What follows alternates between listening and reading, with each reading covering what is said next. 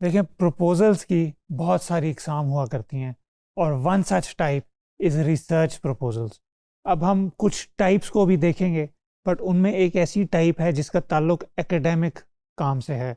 तो अगर मैं जहाँ भी इसको मेंशन करूँगा, ये चीज़ आप जहन में रखते हुए उसको देंगे कि ये सिर्फ आपने अपने लिए कल को करना है, तो उस पे आप रिसर्च प्रपोजल को यूज़ कर लेंगे, what ever insight I share है। लेकिन किसी क्लाइंट के लिए काम करना, किसी और का रिसर्च प्रपोजल बना के देना, उसको असाइनमेंट बना के देना, this is completely unethical practice और नेवर नेवर एवर रिकमेंडेड। तो अगर यहाँ पे जो भी अब चीज़ें शेयर की जाएंगी उसको देख लीजिएगा, अपने लिए उसको एक्सप्लोर कीजिएगा। कल को आपने कोई थीसिस लिखना है, कुछ रिसर्च करनी है, उसमें आपको बहुत ज़्यादा उसका फ़ायदा होगा। तो moving forward, research proposals on the whole, it is a structured document जिसका मकसद होता है कि आपने क्या पढ़ना है, आपके लिए इम्पोर्टेंट क्या है, आप रिसर्च कंडक्ट कैसे करेंगे, और एसेंशली एक ब्लूप्रिंट हुआ करता है कि आपका जो पूरा प्रोजेक्ट है रिसर्च का वो कैसे चलेगा। अब ये जो रिसर्च प्रपोजल्स लिखे जाते हैं, इनमें रिव्यू करने वाले जो सुपरवाइजर्स हुआ करते हैं, उनको आपने कन्विंस करना होता है बेसिकली कि आप जो रिसर्च कर रहे हैं जिस पे ये वैल्यूएबल आइडिया है, ये रेलेवेंट है, या ये पॉसिबल है या नहीं। सिमिलरली आप इससे इंश्योर कर रहे होते हैं कि आपकी जो रिसर्च है वो सिस्टमेटिक होगी, क्लियर होगी, वो अच्छा हाइपर फोकस्ड होगा उसमें कुछ, और आपको खुद भी अपना प्लान पे क्लैरिटी मिलती है जब आप ये लिखते हैं, और आप उसको कन्वे भी बेहतर तरह से कर पाते हैं कि जी इसमें एक्शन प्लान क्या रहेगा। फिर वंस आप इसको अप्रूव हो जाता है तो इस पर या तो फंडिंग दी जाती है, या आप फिर you move forward to actually starting that research. अब चूंकि इसमें मैंने फंडिंग का लफ्ज़ यूज़ किया है, तो यकीनन जो बड़े प्रोजेक्ट्स हैं जिस पे फंडिंग रिक्वायर्ड होती है, तो वहाँ पे भी प्रपोजल सबमिट किए जाते हैं। एकेडमिक नेचर के भी वो हो सकते हैं, वो और नेचर्स के भी हो सकते हैं। फिर और ओवरऑल जो ये आपके प्रपोजल्स हुआ करते हैं रिसर्च के, इनका ये भी मकसद होता है कि आपको ट्रैक पे रखते हैं कि आपने कम्युनिकेट कैसे करना है, आपके अपने आइडियाज़ भी आपको पता लग जाते हैं, और एट द सेम टाइम आप उसको कन्वे भी कर सकते हैं। अब हम रिसर्च प्रपोजल्स की कुछ टाइप्स को देख लेते हैं। तो एक तो टाइप है सोलिसिटेड प्रपोजल्स, कि इनको लिखा जाता है as a response to formal request. कि अगर किसी ने आपको कहा है कि जी मुझे आरएफपी दो, request for proposal, I want your proposal on this, आप इस पे हमारे रिक्वायरमेंट्स मीट करते हैं, तो हम आपको रिक्वेस्ट करते हैं कि आप हमें इस पे प्रपोजल भेजें। तो फिर आप एक प्रपोजल तैयार करके उनको सबमिट करते हैं। फिर अनसोलिसिटेड होते हैं कि जिसमें आप, कोई उन्होंने रिक्वेस्ट नहीं किया, कोई उन्होंने आपसे पूछा नहीं है, but you are still sending it out. ये टिपिकली किसी ऑर्गेनाइजेशन को भेजे जा रहे होते हैं, या एक जनरल इंटरेस्ट आप अगर आपका किसी एरिया में है, तो आप उनको कहते हैं कि जी मैं इस एरिया पे रिसर्च करना चाहता हूँ आपके साथ, तो मुझे प्लीज़ इसमें अलाउ करें, या ये मेरा प्रोसेस होगा। इंटरनली भी प्रपोजल्स शेयर किए जाते हैं कि रिसर्च टीम जो है विद इन एन ऑर्गेनाइजेशन, वो अपनी किसी एंटिटी को भेज रही है, या आपस में किसी और टीम को भेजा जा रहा है, तो वो भी प्रपोजल्स हुआ करते हैं। फिर एक्सटर्नल प्रपोजल्स, जो वो खुद लिख के एक्सटर्नली किसी फंडिंग एजेंसी को, किसी क्लाइंट को, हुकूमत को, ये वाले भी प्रपोजल्स हुआ करते हैं। अच्छा, फिर स्टेज बेस्ड टाइप्स भी हुआ करती हैं प्रपोजल्स की, जो pre proposal, notice of intent, इस तरह के होते हैं कि आप एक ब्रीफ डॉक्यूमेंट प्रिपेयर करते हैं जो प्रपोजल से पहले भेजा जा रहा होता है। लेटर ऑफ इंटेंट भी इसको कह सकते हैं कि सबमिटिंग फॉर इनिशियल के रिव्यू शुरू करें, ये वायबल है भी सी या नहीं आपकी नज़र में, आप इसको कंसिडर करना भी चाहते हैं या नहीं, उसके लिए जो प्रपोजल्स भेजे जाते हैं वो ये। फिर ज़ाहिर है थॉरो प्रपोजल्स भी होते हैं, जो आप प्रॉपर प्री के बाद थॉरो प्रपोजल होगा। फिर रिन्यूअल प्रपोजल्स के, जी हमने ये आपको पहले दिया था, या हम इस प्रोसेस को रिन्यू करना चाह रहे हैं, दोबारा करना चाह रहे हैं। तो ये मल्टीपल टाइप्स हैं।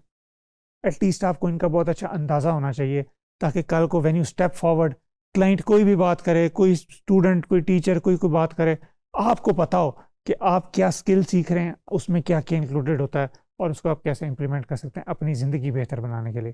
फिर प्रोजेक्ट बेस्ड जो प्रपोजल्स हुआ करते हैं, जिसमें एकेडमिक रिसर्च होता है, ये वो काम है जो आप जब मास्टर्स कर रहे हैं, पीएचडी पे जा रहे हैं, तो उसके लिए यूज़ किया जाता है। फिर फंडिंग रिसर्च प्रपोजल, ये भी ताल्लुक इसका एकेडमिक से होता है, कि अगर कोई यूनिवर्सिटी का रिसर्चर है, उन्होंने हेल्थ रिसर्च की ग्रांट पे अप्लाई करना है, तो वो जो रिसर्च बेस्ड प्रॉपर प्रपोजल होगा कि मैं ये इस चीज़ पे रिसर्च करना चाह रहा हूँ, ये ऐसे होगी, ये फलां तरह से होगी, वो अगेन फंडिंग का प्रपोजल रहा करता है। फिर बिजनेस और इंडस्ट्री रिसर्च, इसमें आप होता है कि कंपनीज जो हैं वो एनालिस्ट को ऑन बोर्ड करती हैं कि आप मार्केट ट्रेंड देख लें, कंज्यूमर बिहेवियर देख लें, और इसका गोल ये होता है कि वो कस्टमर सेटिस्फेक्शन को मैं भी मेजर करना चाह रहे हूँ, या वो कोई नई लॉन्च को स्टडी करना चाह रहे हूँ कि उस हिसाब से हम इसको कैसे प्लान कर सकें। तो ये मुख्तलिफ कुछ टाइप्स हैं।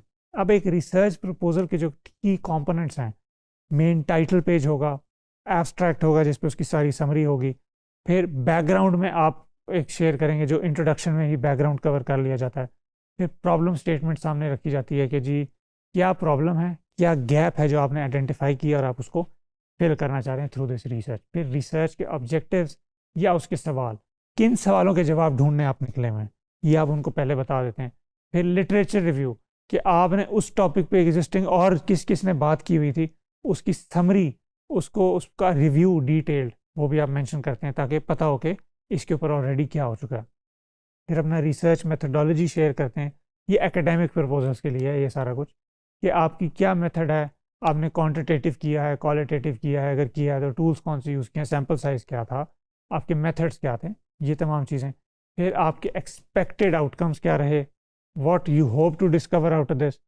इसका अगर बजट वाली कोई चीज़ है तो वो बजट ऐड हो जाएगा, टाइमलाइन ऐड हो जाएगी और रेफरेंसेस हो जाएंगे।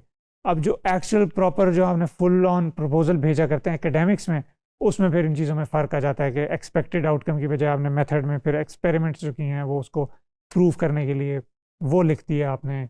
उसके अलावा आपने उसको कोई एक्चुअल लैब वर्क है, कोई स्टडीज़ हैं, कोई लैब रिजल्ट्स हैं, वो सारा आपने डेटा लिया, फिर उसको डेटा को कंपाइल कैसे किया ये भी बताया, और फिर कंपाइल करने के साथ कंक्लूड कैसे किया। ये तमाम चीज़ें एकेडमिक काम में की जाती हैं जो आपको अपने लिए इस्तेमाल करना है, आपको उसका पता होना चाहिए। अब अगर हम एक स्टेप बाय स्टेप प्रोसेस देख लें कि इसको क्या फॉलो किया जाएगा, सबसे पहले गोल अंडरस्टैंड करें कि मकसद क्या है। टॉपिक सेलेक्ट करना भी बहुत क्रूशल होता है। अगर आपको क्लाइंट दे देगा, ये अगर कोई बिजनेस रिलेटेड प्रपोजल है, अगर आप अपने लिए खुद करें, रिसर्च करें, तो अपना टॉपिक सेलेक्ट करें, सुपरवाइजर से डिस्कस करें, फिर वो जो एग्जिस्टिंग लिटरेचर है उसको रिव्यू करना शुरू करें। आपको गैप्स ढूंढने हैं by this point. Gaps finalize हो गए, फिर आप एक hypothesis you can come up with something, और फिर you actually start designing the methodology. फिर डेटा कलेक्ट किया जाता है, फिर उसके बाद उसको उसके लिए जो रिसोर्सेज चाहिए उनको मूव किया जाता है, वो शुरू किया जाता है। टाइमलाइंस को सॉर्ट किया जाता है, फिर लिखा जाता है। जब ये सारा कुछ हो जाए, एक्सपेरिमेंटेशन, एथिकल कंसिडरेशन, ये सब कुछ करने के बाद, फिर once you are done with the writing, फिर ये प्रूफ रीडिंग में जाता है और eventually this gets submitted to the relevant people जिन्होंने इसको इम्प्लीमेंट करना है। अब जो ओवरऑल राइटिंग का स्टाइल है, it is formal, it is very clear, objective होता है और कंसाइज ज़बान का इस्तेमाल होता है। इसमें कोई इमोशनल ताल्लुक नहीं होता, इसमें डेटा और इंसाइट्स और एक्सपेरिमेंट्स, इन चीज़ों के ऊपर फोकस है। सेंटेंसेस शॉर्ट, पर्पसफुल हैं, और वोकैबुलरी को ज़्यादा टेक्निकल आप बातें ज़ाहिर को बता रहे हैं तो वो आप उनको एक्सप्लेन कर सकते हैं कि इसका मतलब ये था। उसके अपेंडिसेस बना सकते हैं, या उसमें नीचे रेफरेंसेस में आप डिटेल ऐड कर सकते हैं। और everything you do should be referenced, कि ये आपने बात की कहाँ से ली, फलां जगह से ली। इसलिए पीयर रिव्यू, लिटरेचर रिव्यू किया जा रहा होता है, वहाँ से फिर आप देखते हैं और वहाँ से जो इंपॉर्टेंट चीज़ें हैं वो अपने पास सेव करते हैं और you further use it in these proposals. Again इसमें एकेडमिक एस्पेक्ट भी था और दूसरा बिजनेस वाला एस्पेक्ट भी था। बिजनेस वाले पे भी हमने डेप्थ में डिस्कशन की, एकेडमिक पे भी की। अब एकेडमिक का अगेन मैं आपको बताता चलूँ, ये सिर्फ आपके लिए है, आप इसको खुद से यूज़ करेंगे, आपको अपने करियर में भी बेहतरी मिलेगी, अपने काम करने में भी आसानी होगी, और जाहिर है इसमें आप जितना डेप्थ में जाएं, जितना बेहतर लिख सकें, हमने सुपरवाइजर से डिस्कस कर सकें, उतना आप बेहतर लिख सकते हैं। और जो बाकी टाइप्स ऑफ प्रपोजल्स हैं वो भी एसेंशियली आप कर सकते हैं। Hope this helps, see you in the next video.